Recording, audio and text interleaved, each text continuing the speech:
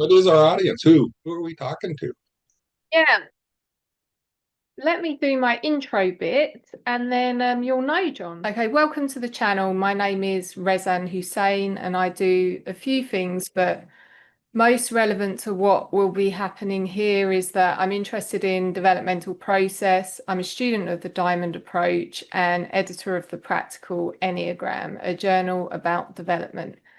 And I'm joined here by John Harper, teacher of the Diamond Approach, Enneagram Guide, fellow student of human development, author of the brilliant book, The Enneagram World of the Child, Nurturing Resilience and Self-Compassion in Early Life, and another book, Good Vibrations, Primordial Sounds of Existence. And the views that John expresses here are his own. Together, we're going to be discussing our shared matters of interest and concern. And yeah, John, you asked me earlier, who are we making this for? I suppose my idea is that we're making it for other Diamond Approach students or other students of some sort of spiritual teaching and path, other Enneagram students, people interested in the Enneagram.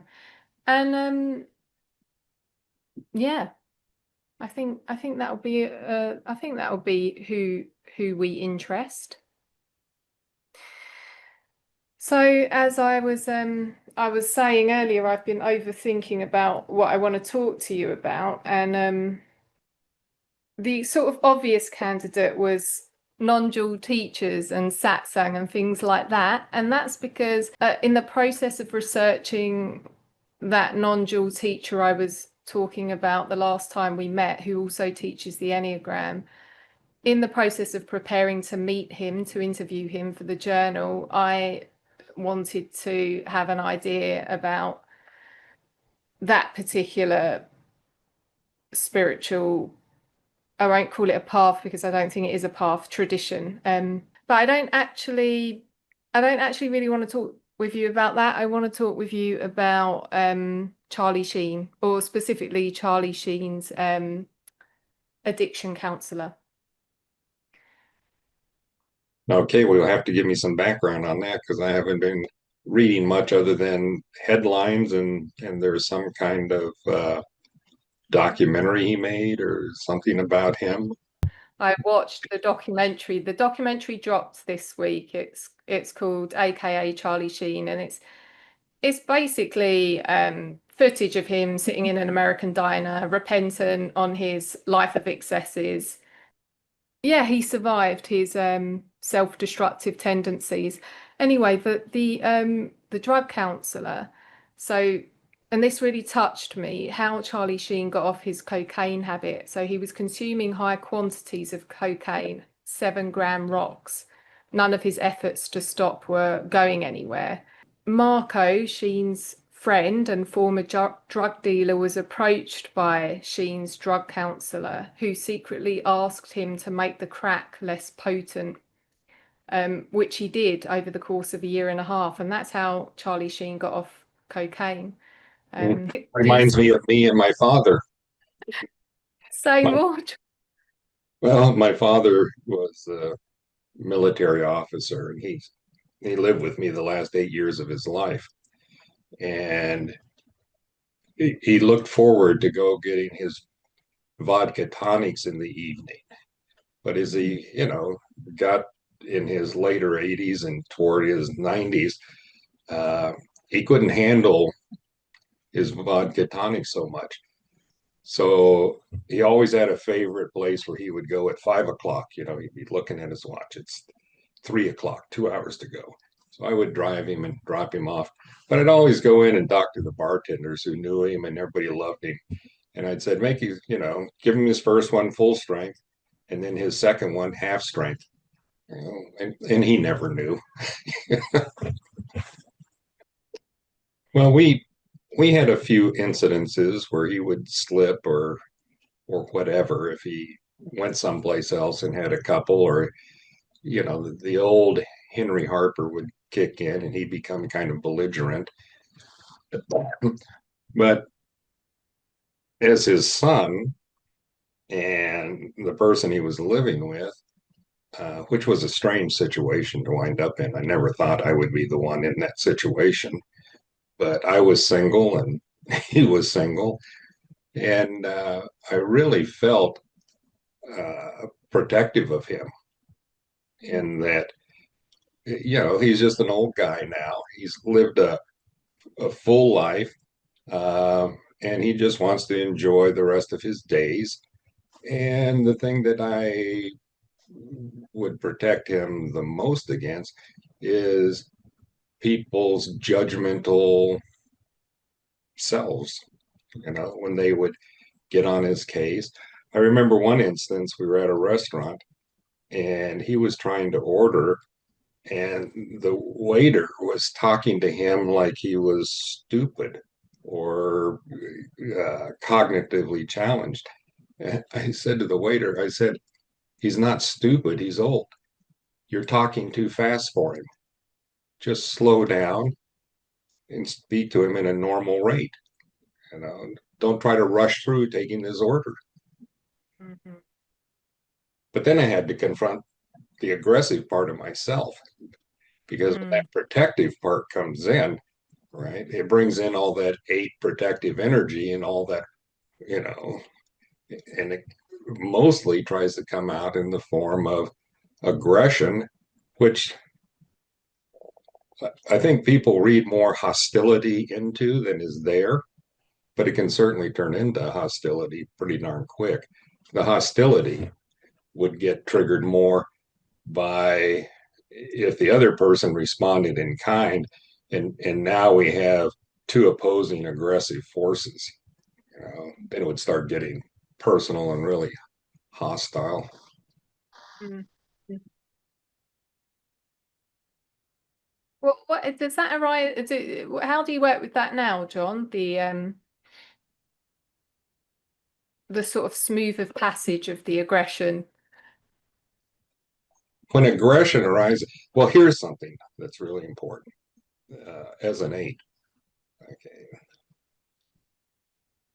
Early on in the Diamond Approach, first year for sure, someone told me that anger is a secondary emotion. And since I had no psychological background at that time and very little access to my emotions, I said, well, what do you mean? And they said, well, anger is a response to hurt. That under the anger, there will always be hurt. So it is this automatic thing in me when I get angry to get curious and ask myself, well, where's the hurt? Mm. What's this responding to? What's the situation this is responding to, or the hurt is? And mainly, I go there. You know, if I'm in some kind of reactivity with some person, there are two things that are happening. I'm trying to negotiate this situation with this person, and I'm inwardly attending to that question: where's the hurt? Mm. Yeah, that makes sense. Yeah, I don't think that just eight's doing that. I have a more ready access to anger than hurt. I think that's just the case if you've grown up in an environment where anger was more sort of tacitly accepted or whatever. Well, But the thing to understand about anger as as an emotion, uh, well, you have to understand the functioning of the red essence, that part of our soul that has that vital life force energy to it, and the fact that it's objective reality that calls forth what's needed from the soul. If compassion is needed, it will try to arise in your experience. If strength is needed, the red will try to arise in your experience. But whatever issues we have in the way are going to suppress that to a certain degree, and they're going to distort it to a certain degree. It's going to come out distorted because of the suppression. So anger always has to do with self boundaries. Okay? Somebody has violated your space, whether it is physical space or identity, who you're taking yourself to be. Okay? And the function of the red essence, it will challenge it will challenge your boundaries of who you're taking yourself to be and try to dissolve them so you can land in what you really are and deal with reality from that perspective. And it will assert itself toward the other in a way that is aggressive, but not necessarily hostile. You know, like it will set appropriate boundaries for you. Like, no, that's not me, or no, that's not acceptable for me. Okay. And instead of pushing the other away or engaging in some kind of entanglement with them, the whole thing, it is more this the sense when it's functioning is more a sense of I'm just here. Mm. And it's different than the will, which is more of a groundedness. No, there's a more definiteness of you that is experienced. There's a more certainty within yourself that this is who I am. Okay. Mm. And with practice and experience, it becomes very clear the to discriminate that from an idea. We all have ideas about who we are, and sometimes we're defending them or whatever. But this is something that is in a whole different dimension than that. And it becomes clear. Like, I'm not defending some idea I have about myself. No, I'm just here.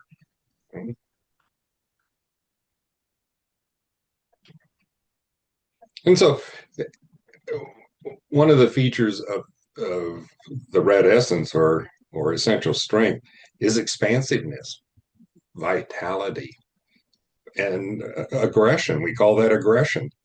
Okay. So the aggression isn't how people normally think of aggression with hostility. It's the life force that splits open a seed that expands the universe. You know, the universe is expanding, they say, or whatever. It's that. It's the life force itself. So that expansion, if we're carrying around ideas about ourselves, that expansion is trying to say, no, no, you're much more than this. You're not this little contained person that has this history that's reacting to this. Like what you are is so infinitely greater than that. It's like, why is that upsetting you? Why is this person getting to you? You know? Mm. That was a good, or not quite a detour because I don't have, well, I do want to go back to Charlie Sheen, but there was some good discrimination around the red and anger. But I have a question about so do you think if if Charlie Sheen had some realization, so if he had some even a partial realization of the pleasure vehicle or bliss as his true nature, do you think that it's still possible he'd want to have 7 grams of cocaine? I'll tell you the best example to look into around this. There's a fella out here in California, in the Bay Area, in Marin County, called Paul Hederman. It's the fact that he's a former addict and he views addiction like he was a drug and an alcohol addict. Okay? And when he woke up, okay, who he knew himself to be, his sense of self just radically changed. he wasn't the constructed self anymore. Okay? And there was no addiction in who he was now. Okay? And he talks about addiction as being a parasite on the self. And you can spend a lot of years dealing with the parasite, but the way to really resolve the issue is to wake up and understand you're not that self, and the addiction will just drop away. Now, whether anything would help somebody that's as addicted as Charlie Sheen seems to have been, I don't know, because I think a neuroscientist could talk to us more knowledgeably about that than I can, because we know so much more about neurotransmitters now and the addictive cycles and the biology of it all that I don't know if it's possible. I don't think it's possible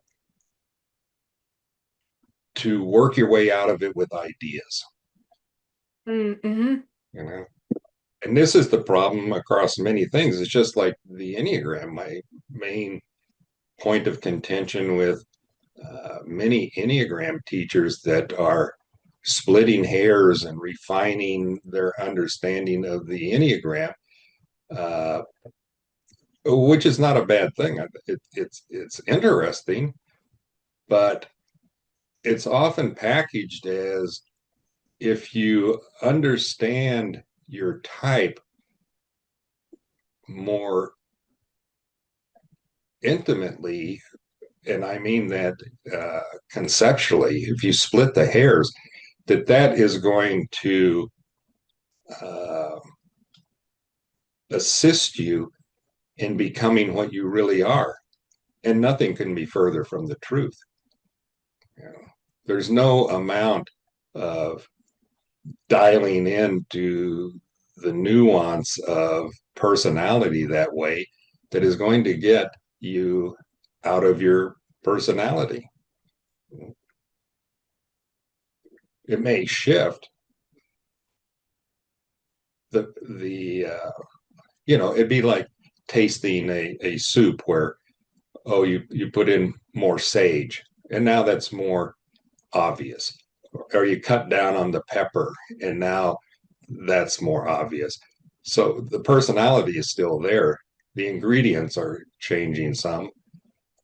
So the taste of the soup is a little different, but fundamentally it's still minestrone.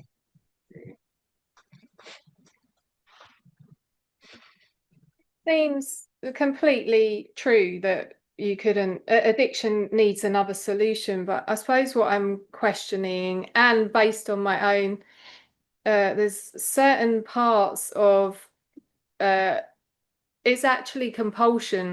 There's the most compulsive parts of my um personality structures seem to be quite immune to spiritual practice and spiritual teaching. So I was wondering about it. Like, does that assure I get when there's no more self-images, then there's no possibility for addiction or compulsion? But the reality is we will need to become an entity again in order to even people who is that not the reality, John? Is that controversial what I've just said?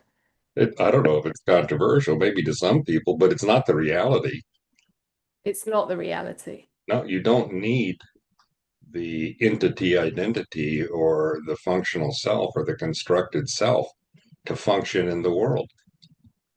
I mean, you can look at 2-year-olds and answer that question right then and there, because there's no self in a 2-year-old.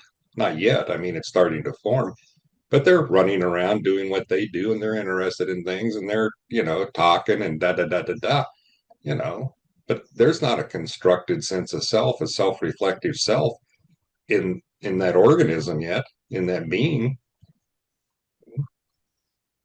And you don't need it.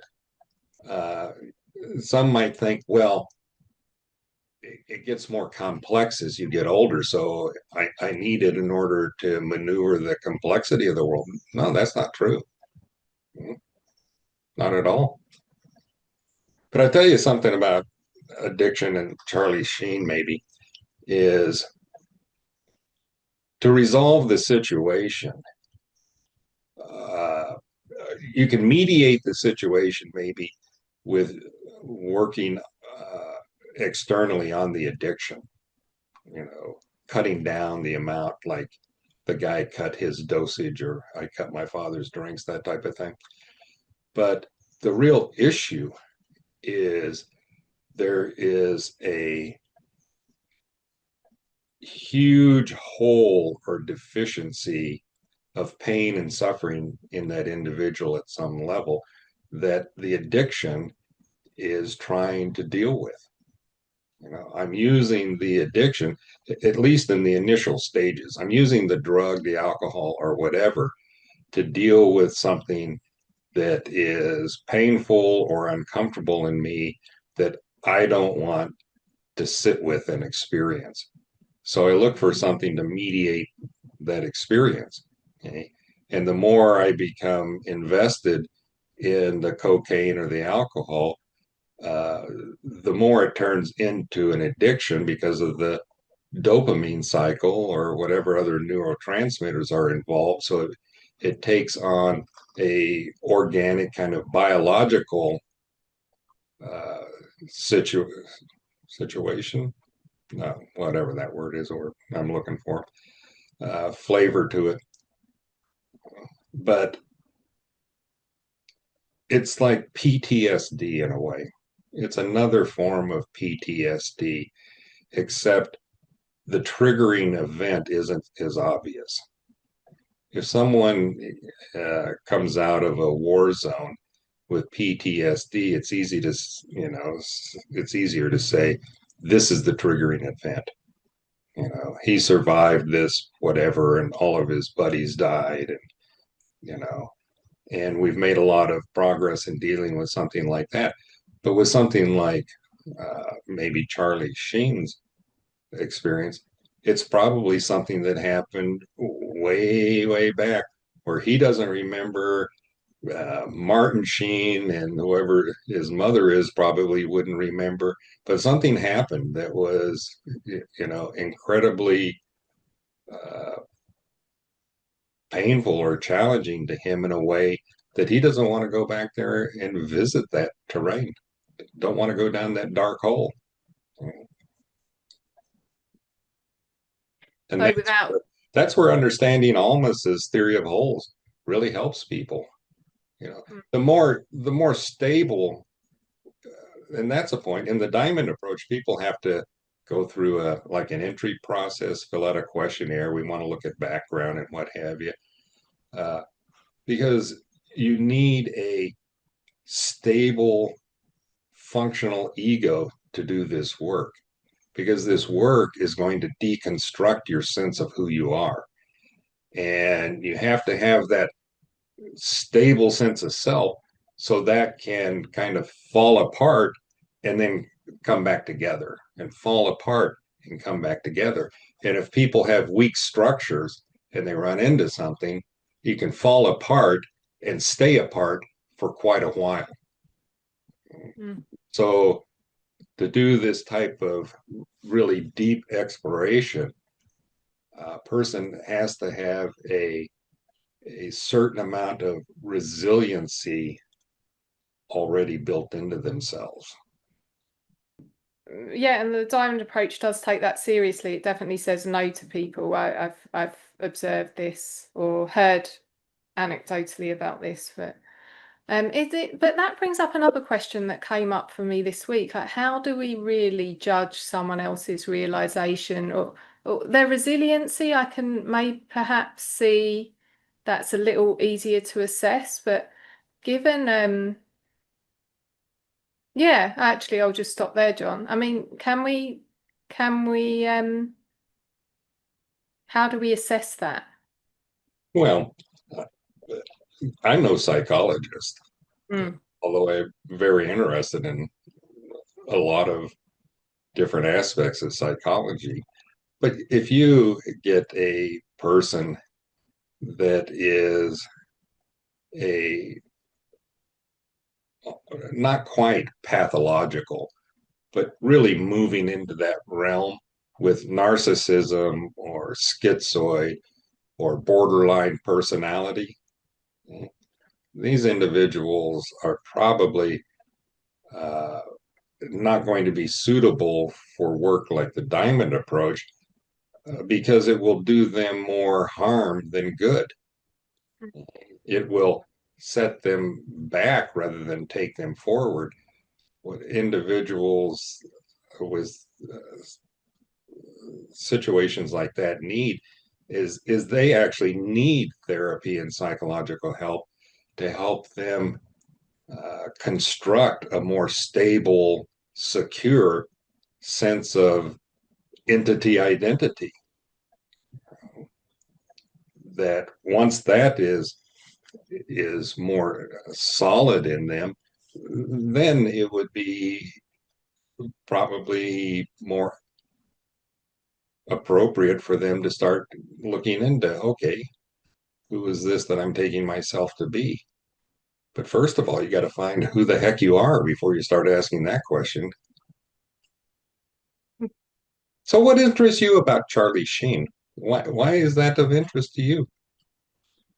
You know, I had no interest in Charlie Sheen prior to the documentary. I do like watching documentaries because, especially ones that go into someone's character, there's more life in it when I can see the dynamics operating in a human being. And I am interested in parts that spiritual practice and spiritual teaching don't seem to touch in terms of development. And it for me it seems like compulsion, it is instinctual compulsion, is immune from a lot of spiritual practice.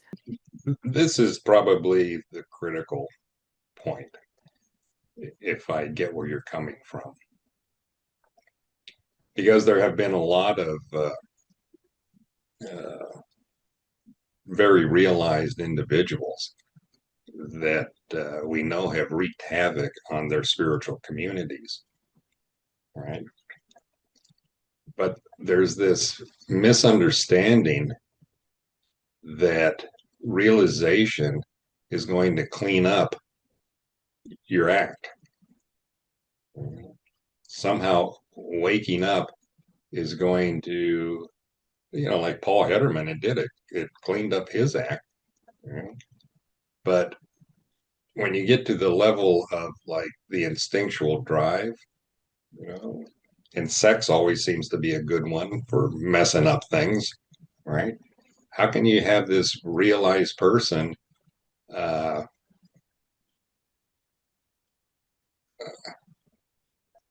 what's the word I'm looking for? Being a predator on their students. Mhm. Well, the awakening isn't touching that part of them, you know? And that was one of Almas's big messages is that you know I think there's a quote by him that says realization or no it's enlightenment doesn't stop your problems or solve your problems or something like that. Enlightenment is where your problems really begin. Mm. Because what he's talking about is just that. Now you're going to see what's really hanging on to you or chaining you to who you've been taking yourself to be.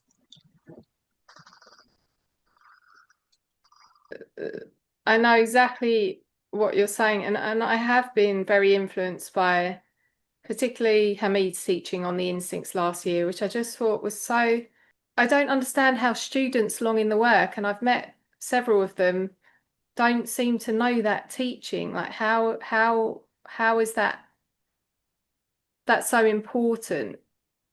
We're attending to the instinctual drives as we're doing as we're doing the essence work. Well, one of the issues with the Diamond Approach is there's 50 years of exploration of reality out there within the Diamond Approach. And a lot of it is very detailed and nuanced about different things.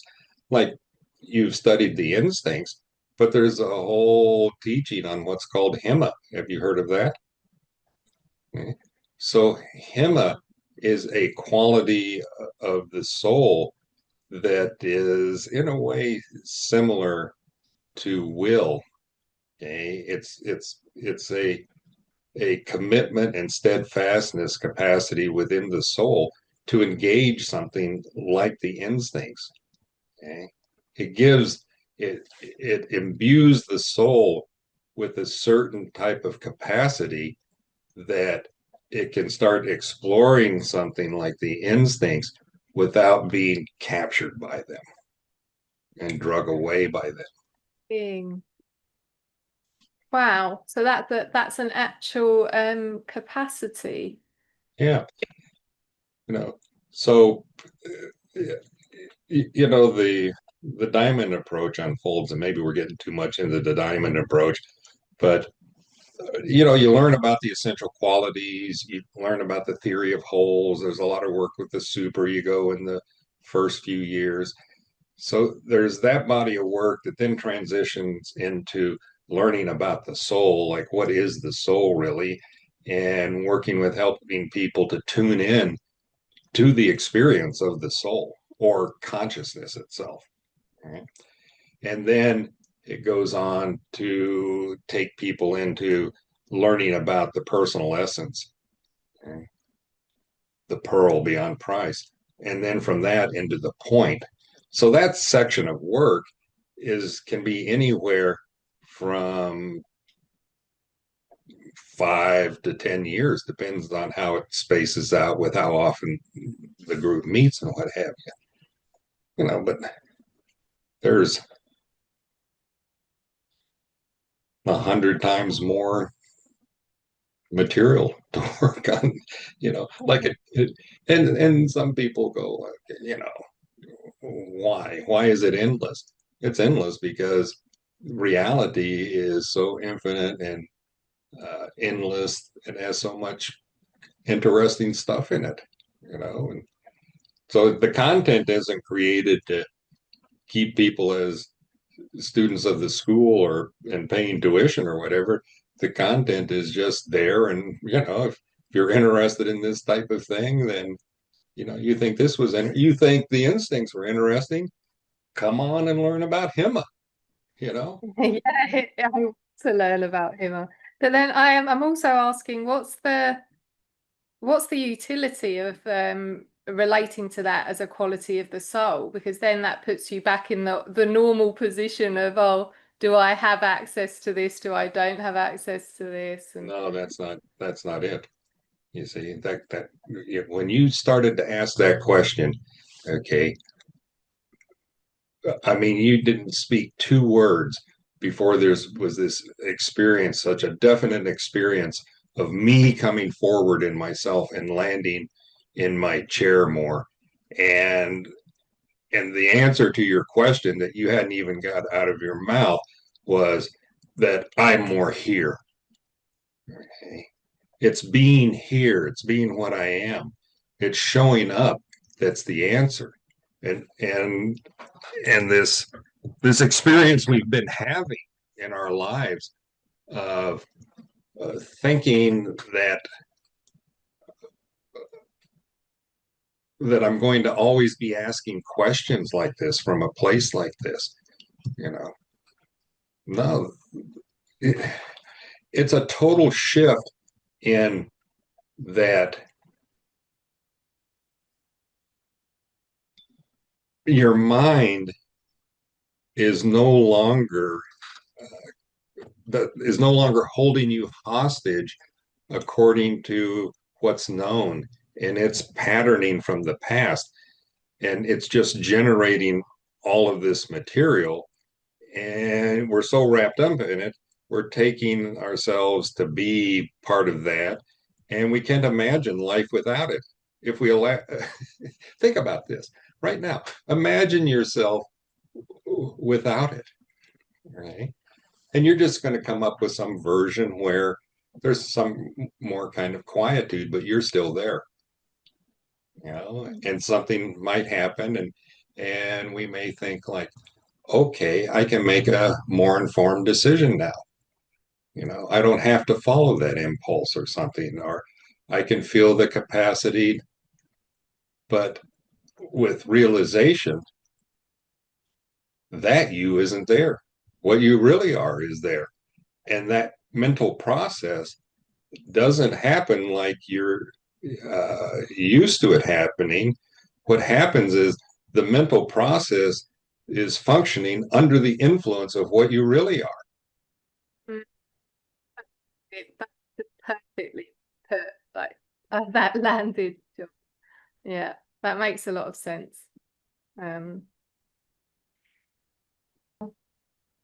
Yeah. What sort of self-images are responsible for compulsion and that addiction? Well, beats me, but like I said earlier, uh, it's coming from some painful place of deficiency, some something intolerable. Mm. And you look at somebody like Charlie Sheen or Paul Hederman when, before he woke up, and you think, well, that person's an adult, they ought to be able to bite the bullet or this, that, or the other.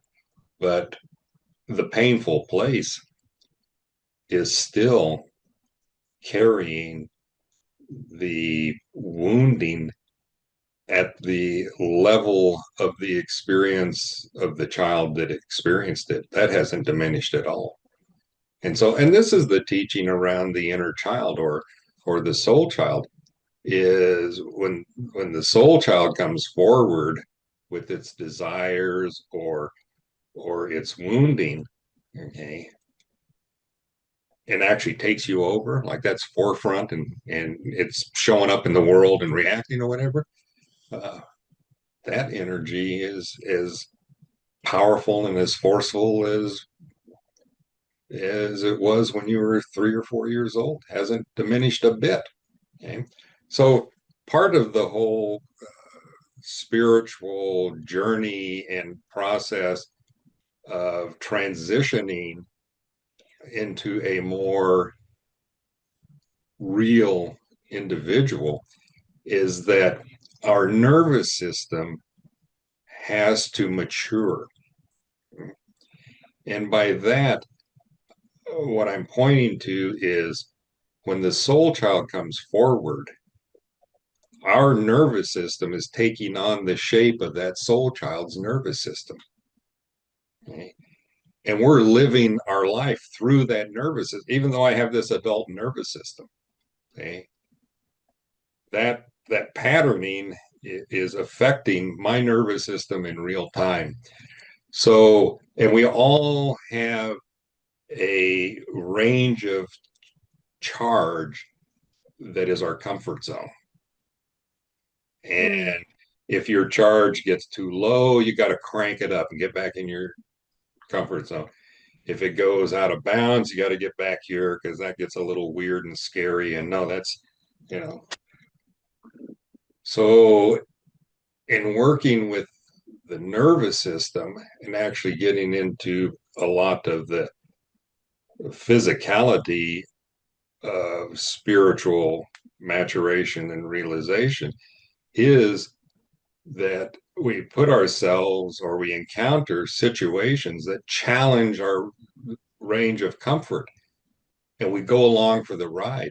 And this is why you'll always hear me saying when we discover something essential, you need to let it have its way with you, because your normal sense of self, okay, this personality, this constructed self, the thing that the Enneagram helps us articulate so nicely, okay, that can't change. It can't change from being that constructed self to being the liberated self. And it has no idea really what that is. When a person has an experience of realization, one of which is like non-duality or whatever, okay, that isn't based on cause and effect. There's nothing you did, even though you meditated for 50 years and you explored your Enneagram type to detail and you did therapy and you did all that. When that happens, it's obvious that none of those things really triggered this event. Okay? But there seems to be some kind of correlation between doing all that and the fact that this did happen, but it didn't cause it. Okay? So, so relaxing and getting curious about, like the red essence. You get angry and you explore that and you get into that place where you're more aware and definite within the red essence. And it's like, what happens if I let this have its way with me? What if I let it into my fingernails and my hair follicles and I give it open access to my entire body and beingness? And then how do I how do I show up in the world if that's what's moving me? And we have to struggle with this process of thinking that this thinking part of us needs to be involved in that. No, and this is where the shift becomes the needed shift becomes so obvious. Be about letting go of the conceptual and going more with the phenomenological. And as a four, you could relate to this, although it's the same thing. If I'm in my mind, or if I'm in my emotions, or if I'm in my body, it's the same issue.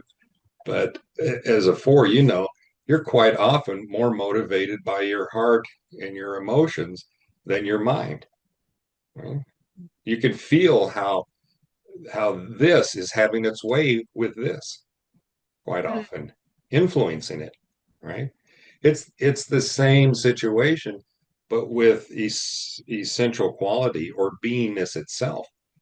You can feel how that is affecting your heart and your body and your mind, and it becomes a curiosity within yourself about, well, what would it be like to go make a cup of tea and just sit with this, and you're aware of that presence actually being what's, like, yeah, my body and, my mind is tracking things and whatever, but I can feel that beingness, that presence of what I am is actually what's moving across the room. It's in the body, it's in the field, and it's pouring the water and it's doing its thing. And then now it's sitting here and it's looking at the garden and it's just perceiving and enjoying the tea.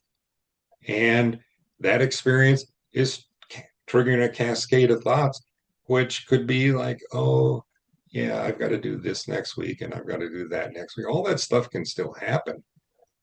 But it doesn't have to take me away from this presence that is affecting all of that. There's a value shift that needs to happen, right? So the valuing of the intense or negative reactionary stuff, paying attention to that and inquiring into that, and yet not inquiring when we feel good. Like I was dealing with that in my journal this very morning. Like I was feeling quite content and satisfied. And it's like, oh, why am I not curious about this state? Well, see, I would say, and could be a projection and an assumption on my part, is because your normal sense of a cognitive mental self is more dominant. Mm. I can't tell you how many days I wake up now and I just have this experience like, has there ever been a more glorious day? You know, there's just this imbuedness and this radiance about it has nothing to do with anything other than the beingness of it had nothing to do with the sunshine or the rain that's happening right now or whatever. You know, it's just existence itself is glorious, you know, and the soul lights up, and what we are is more of a radiance. So you're showing up, you know. So to get back to your question, which is a very good one about exploring uh, your positive or essential experiences, okay? Like,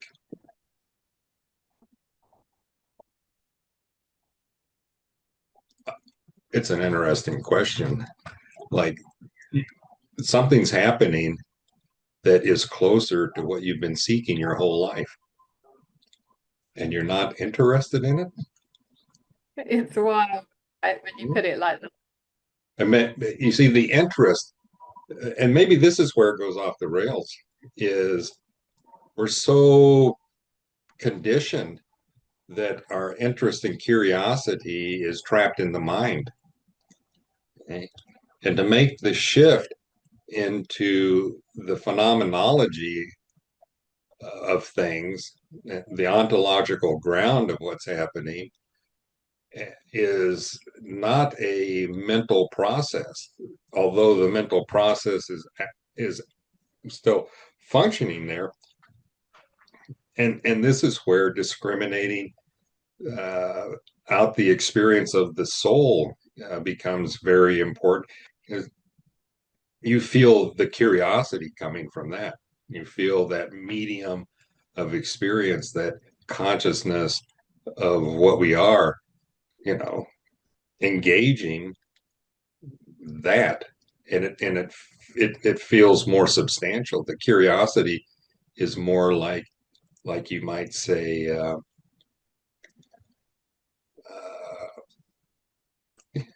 like this oozing, you know, like what you are is permeating that experience, and it's oozing out of it more. It's like, I want to get in here and know this and experience this. And isn't that interesting how that totally reshapes me, you know? Like my sense of what I am is fundamentally I'm still this presence in this field of consciousness, but I can feel that being formed into something particular, Mm. like joy or radiance. Yeah, it's a completely different way of knowing ourselves, by the sounds of it. I mean, my way of And we can talk about it forever. And the mind, whatever it comes with, up with as far as understanding it, isn't going to be anywhere near the experience. It's like, you can walk by a bakery and smell bread and go crazy, you know. But if you've never eaten bread, fresh bread with butter on it, you know, you know nothing. You know? Mhm.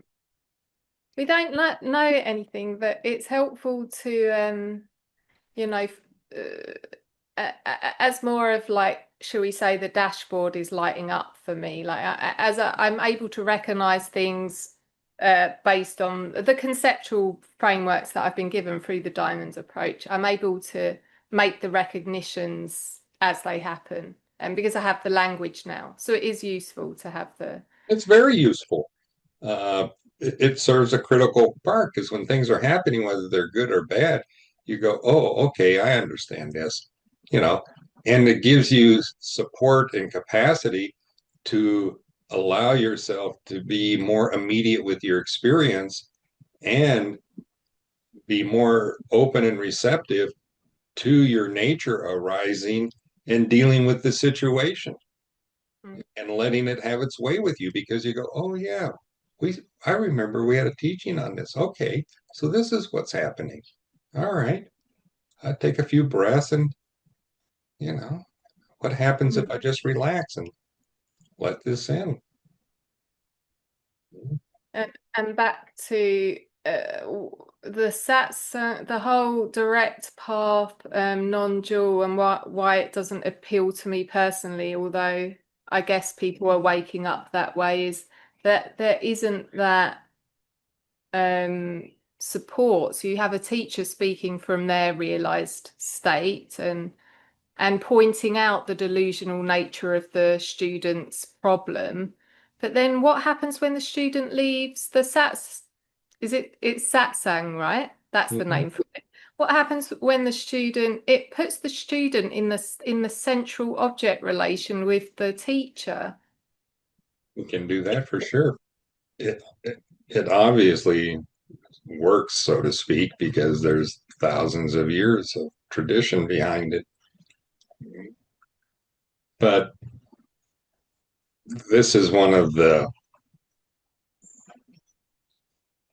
beautiful mysteries of all of this is there are so many everything everything is a doorway to the real. It really is about your orientation to the doorway and how the doorway is allowed to impact you. And for most people, for everyone that I know of getting on the path, uh, the initial phase of that is having to work with our ideas and conditioning and convictions and assumptions, and all of that has to loosen up. And a lot of that is addressed through, like, we have spiritual experiences or traumatic experiences or whatever. There certain things happen to shock the system, to bring in a totally unforeseen uh, shift in perspective. They go, wait a second, what was that? I mean, that's what happened to me. You know, I was 19 years old. I knew nothing about anything. I was, in college, my first year in college. Like, what the hell is this? Probably written about this, haven't you? But I don't think I've read about it. I wrote about it in this little biography that I did called More Than Meets the Eye.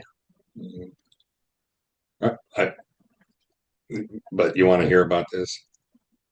I do, if you're willing to share it. I will also find the piece of writing and make it available in the video underneath. I'll send you the link.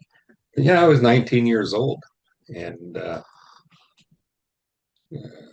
college, and must have been 15 or 20 of us sitting around in a living room of a old house that the Episcopalian church owned, and the priest was a young priest, and we just get together and as young people who knew the answers to everything, we just talk about solving everything.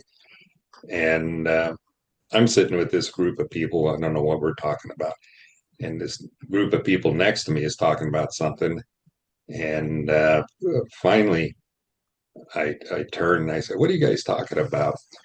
And Jim Anderson's response, it was like that experience where somebody goes and they crack an egg over your head. You know, there was just this thick substance that started penetrating me and moving down. And when it hit my shoulder area, it was like somebody whispered in my ear, "Welcome home." And I mean, the hair was going up on the back of my neck, goosebumps. It's like, I'm just some 19-year-old kid studying engineering. What the hell is this, right? And it was warm.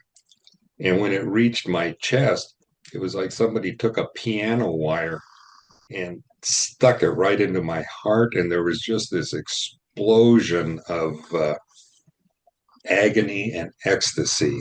It was so painful and so ecstatic.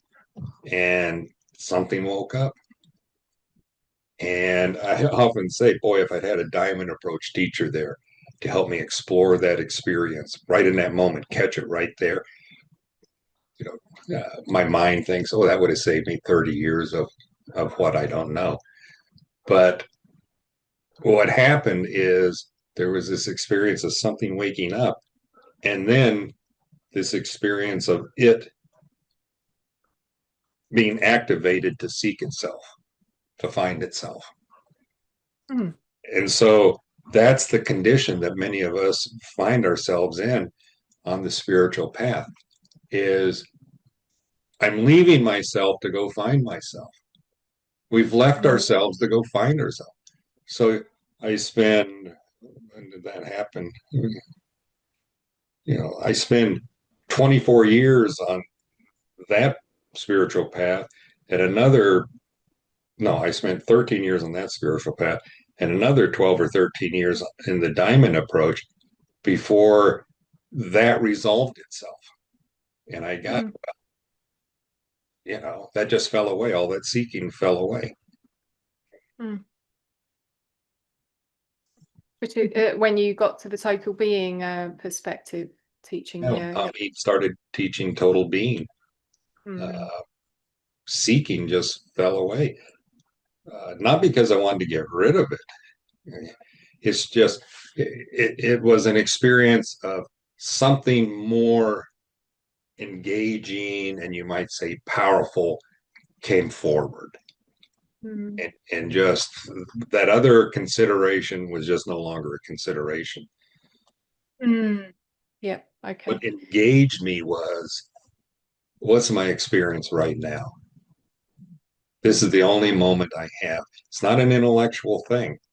Okay. It's not relating to it from my mind of conceptual understanding of spiritual path or whatever. No, as I talk about it right now, this is a defense to not burst into tears, because there's just this incredible radiance and love coming forward in this moment, recognizing recognizing itself, this making itself known is, yeah, spend 20 some years searching for this that revealed itself and never left you. I ask you, has there ever been a more glorious day? I mean, no, John. What's the no is the only answer to that question. But feel free to burst into tears at any point. I mean, I wouldn't be much of a 4 if I couldn't tolerate a little bit of emotional demonstrativeness in my teachers, friends. I think that this is an issue for many people is the ways we have to contain ourselves for one reason or the other, and some of which are quite justified. But it's part of the problem with the world in a way, is that we don't allow what's real in us to not only have its way with us, but to move through us and express itself in the world. So there aren't enough people being affected by the real. The world in general, 99.99% of the population is trapped within their personality and their conception of themselves and the world. And this, okay, is not an emotion. The emotional response is happening because of the in touchness with this. but this that I'm experiencing is not the emotional response. Okay. You'd have to be in this body experiencing the physicalness of it also. But this is not the physical response. It is not the body registering the event, okay, is not what's actually precipitating the event. Okay. The mind's understanding and rendering of what's happening is not what's happening. That is an effect of what's happening, just like the emotion, just like the sensation in the body. Okay. And this is what I mean by you have to allow it to have its way with you. Okay. And to be able to discriminate. Oh yeah, look at how my body is responding to that. Jesus, that's interesting. Like the way the belly opens up and everything just becomes it's really weird, because it's paradoxical. Things are so definite, so uh, so solid, and yet not solid in the way that like this desk is or whatever. There's a solidity, a depth, and yet there's nothing but emptiness and fullness at the same time that has a type of malleability to it, but it's denser than any mountain also. Okay. So, you get interested in that, like, oh, that's interesting, feel that, part of having it's allowing it to have its way with you is it triggers your curiosity, and your curiosity takes you deeper into that phenomena of what's happening, just like in the heart, there's a radiance, okay, but there's the experience of well, different kinds of lights, different kinds of sweetness, different kinds of there's a dance going on, there's different energies dancing, you know and then in the mind there are uh that was interesting. It just went blank. You and went, and yet everything else is happening, you know but the mind is like a blank field, even as I'm talking. Okay. I'm not thinking about anything to talk about. Whatever's coming out of my mouth isn't some kind of mental process that I'm engaged in right now. yeah, spaceship ground. Yeah. Well, John, I feel like we've delivered enough. You've delivered enough golden nuggets for one session. Can I ask, do you think you'll be able to tolerate doing this with me? I have the sense sometimes when I'm working with or bringing my sort of bare questions, like my primitive questions to more experienced, developed students and teachers. I have a sense of sometimes bringing them down to my animal level. I think that's great. you know I think it would be great to really get down to where the rubber meets the road, because my perspective is if you can help one person take the next step toward what they really are, then everything's worth it. You know, I have maybe a propensity for going a little overboard, and part of that's my 8 personality and intensity, and not see, that's the thing. Just because you wake up to any kind of degree doesn't mean that this personality that you've been developing your whole self or your whole life just disappears.